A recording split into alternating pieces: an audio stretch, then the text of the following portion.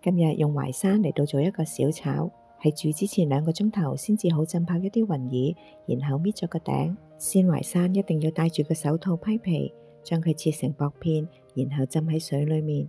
浸喺水裡面可以避免氧化變成黑色，亦都可以去咗鮮淮山上邊特有嘅黏液，咁樣食起上嚟就會比較爽口啦。浸咗一陣間之後，啲水都會變得滑潺潺，將佢倒咗去，再用水清洗一下。煲一鑊水，將啲食材按次序咁樣放入去，飛一飛水。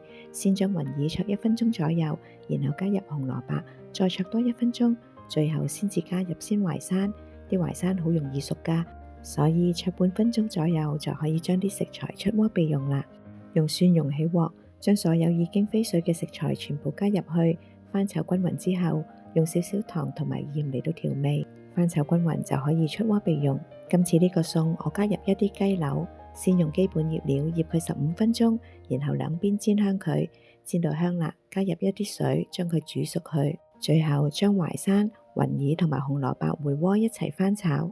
因為醃雞髀嘅時候已經落咗一啲粟粉，所以已經夠乾身，唔需要埋芡。最後加多一紮蔥，翻炒均勻就可以出鍋上碟㗎啦。浸泡過嘅鮮淮山特別爽脆，好適合用嚟做小炒㗎。